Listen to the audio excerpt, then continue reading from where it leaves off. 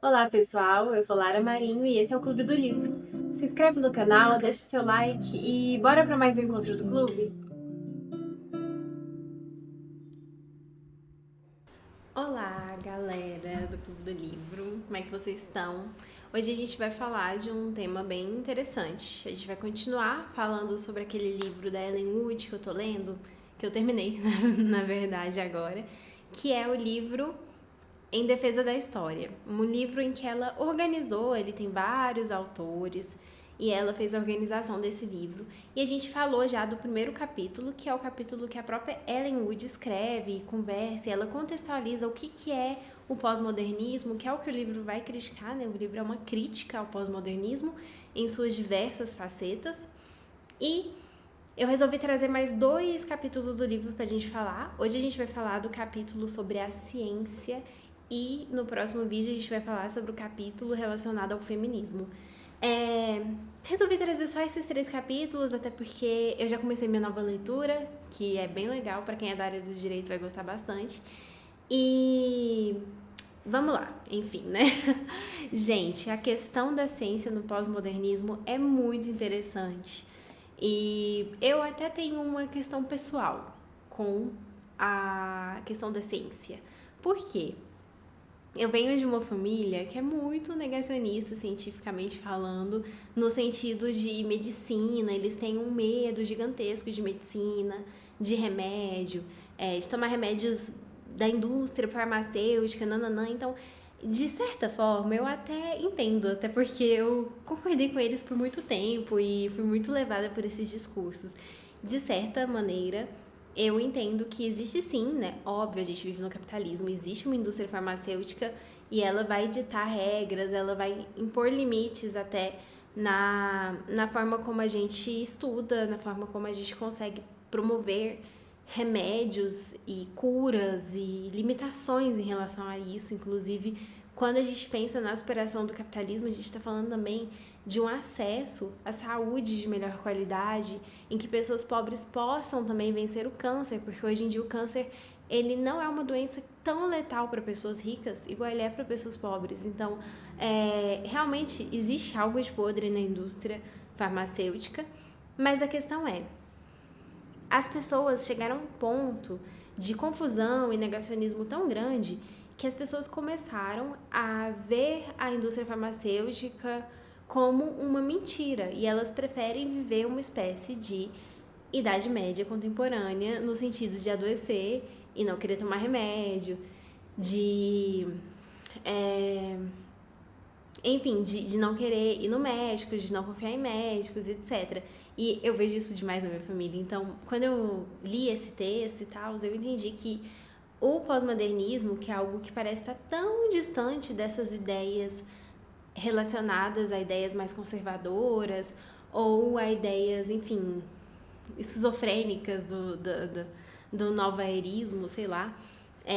Apesar de parecer estar distante, o pós-modernismo ele vai servir de base teórica para esse tipo de fala. E aí a questão é a seguinte, gente. Vou começar já falando essa frase aqui que impactou demais, que eu achei ela incrível, que eu acho que ela resume bastante o que esse texto vai querer trazer, que é: o mundo existe, independente de nossas crenças. Então, independente do que você acredita, a ciência existe, o mundo existe e a ciência está aqui para estudar sobre o mundo, independente de você achar que não. Então, o pós-modernismo, ele tem muito essa questão do discurso, como se tudo existisse só dentro do discurso, como se nada fosse real, palpável. E a ciência, ela trabalha com o real, com o mundo.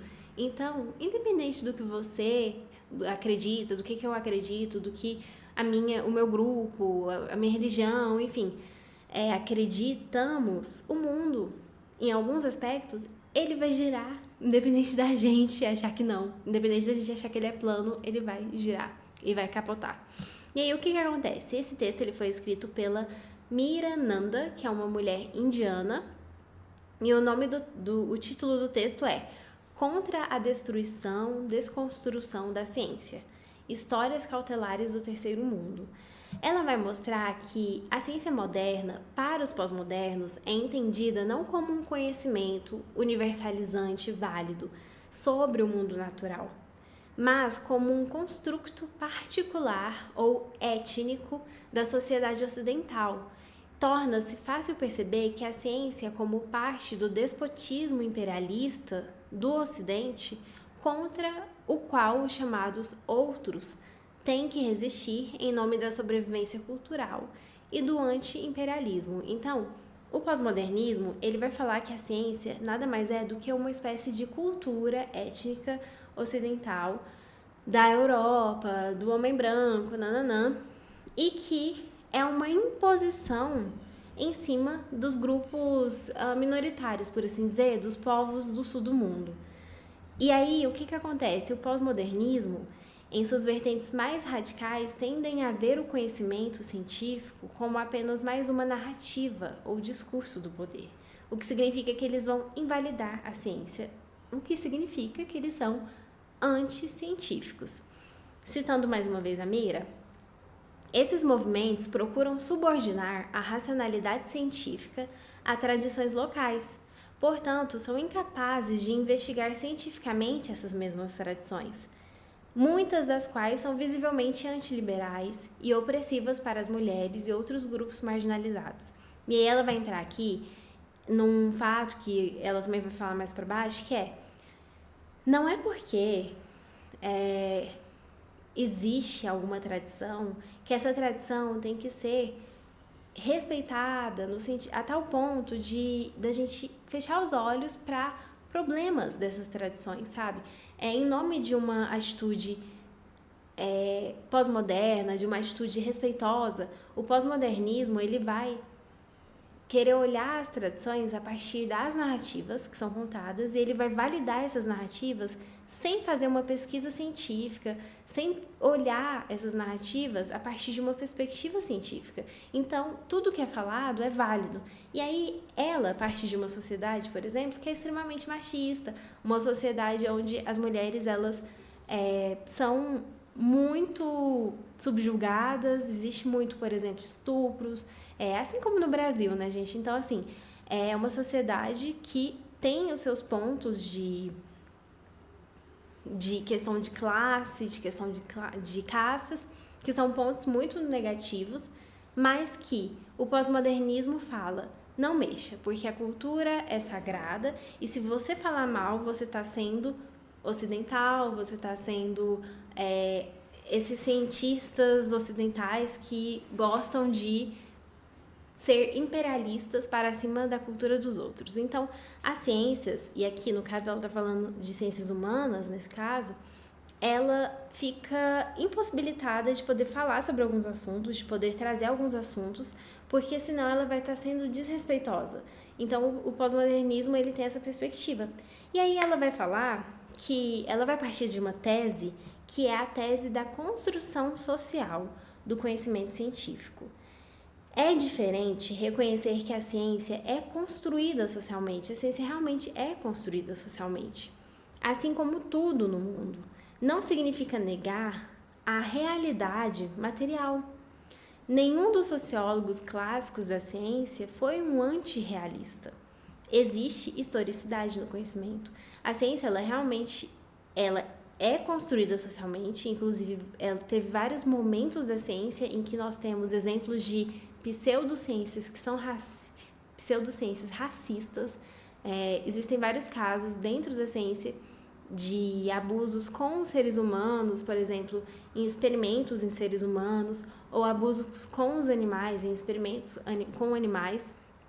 Mas dizer esse fato de que a ciência está embutida dentro da história, óbvio, né? Tudo está dentro da história, e dizer que a ciência teve seus defeitos, enfim, que ela já foi várias vezes usada pelo Ocidente para fins terríveis, não significa dizer que a ciência como um todo é inválida, até porque a maior parte das pessoas que são cientistas são pessoas que vêm da realidade, assim, enfim, somos vocês, pessoas que estão aí estudando e se formando enquanto cientistas.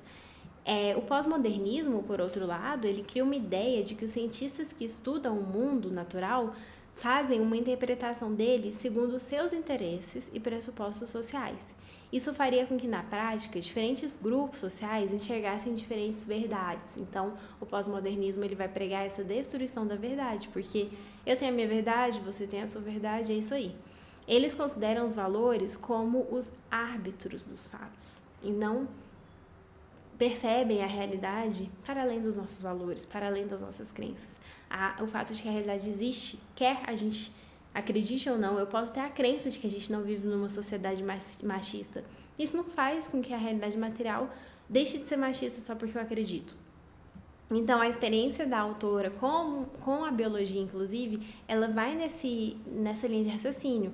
Ela mudou a sua percepção de karma, de castas e do que é ser mulher quando ela conheceu a perspectiva biológica.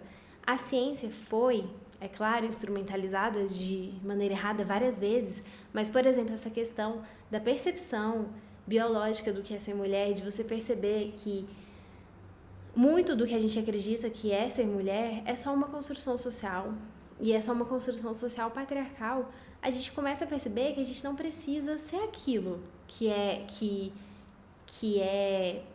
dito para que nós devemos ser. Então, a gente não pode tratar com igualitarismo científico tanto a ciência quanto as crenças que existem no mundo apenas porque essas crenças são mantidas pelas massas. Ela diz assim que uma coisa é aceitar um relativismo cultural que respeita a variedade das culturas humanas. Outra, inteiramente diferente, é adotar um relativismo que transforma esses valores culturais variados no único ou principal padrão de verdade, de modo que a verdade passa a ser simplesmente o que se ajusta a um dado sistema de crenças, ao invés de aquilo que descreve fielmente o mundo que existe, independente das nossas crenças. Há uma alternativa, então. E qual alternativa é essa? O realismo contextual. E o que é o realismo contextual? A ciência é reconhecer que a ciência é socialmente construída, o processo científico é realizado por seres humanos dentro de instituições sociais e é influenciado por fatores como financiamento, disputas de poder, paradigmas culturais e contexto histórico. A linguagem, os métodos e até as perguntas que os cientistas fazem são moldadas por seu contexto. Então, a primeira coisa que a gente tem que fazer é reconhecer isso. A segunda é que a ciência descobre verdades reais sobre o mundo. Apesar de todo o contexto social, a ciência é bem-sucedida porque ela lida com uma realidade externa, independente das nossas crenças e opiniões. Essa realidade impõe limites e resiste a interpretações arbitrárias. Uma bomba nuclear funciona, por exemplo, um avião voa, um antibiótico cura, independente da nossa cultura ou opinião. Isso é uma prova de que a ciência acessa algo real, que a ciência ela não fica só no discurso, que a ciência não fica só no idealismo, que a ciência ela busca a realidade material e ela consegue ter resultados, apesar de todos os problemas sociais que recaem sobre a ciência. A ciência não está flutuando no meio do espaço, ela está existindo nesse mundo, que é um mundo capitalista, que é um mundo racista. O Ocidente ele tem todos os problemas mesmo que o pós-modernismo vai levantar, mas a questão é que os resultados, o fim que o pós-modernismo almeja, quer dizer, a questão é, o pós-modernismo ele faz críticas, mas ele erra porque ele esvazia os discursos, ele esvazia suas próprias críticas e não dá soluções reais que possam fazer a gente andar para frente. Portanto, concluindo aqui, o realismo contextual nega o relativismo epistêmico extremo do pós-modernismo, a ideia de que todas as verdades são igualmente válidas e determinadas apenas pela cultura. Então, por exemplo, se eu nasci numa cultura machista, patriarcal, homofóbica, eu sou obrigada a respeitar essa cultura, porque senão eu vou estar sendo anticultural. Enfim, o realismo contextual ele vai negar essa imposição cultural também, sabe? Mas sem cair em uma visão ingênua e positivista da ciência, como uma atividade puramente objetiva e neutra. A gente sabe que a ciência não é neutra, nada é neutro, e que a ciência não é positivista, que não existe uma ordem, um progresso. Então, a gente sabe que o mundo ele é muito mais complexo. Eu acho que a grande diferença entre uma análise materialista histórica, né, que é a análise marxista, e a análise pós-modernista é que a gente consegue ver a complexidade, a totalidade do mundo, e a gente consegue tirar conclusões mais acertadas nesse sentido de que a gente consegue ir à raiz das questões. Enquanto que o pós-modernismo, ele enxerga defeitos, ele consegue ver lacunas, mas ele não consegue dar respostas que sejam satisfatórias e que não caiam, às vezes, em algo que a própria elite que eles vão criticar vai gostar e que vai beneficiar essa elite. Então, é isso, gente. O texto sobre ciência é basicamente esse... É isso que eu tenho para trazer sobre esse texto.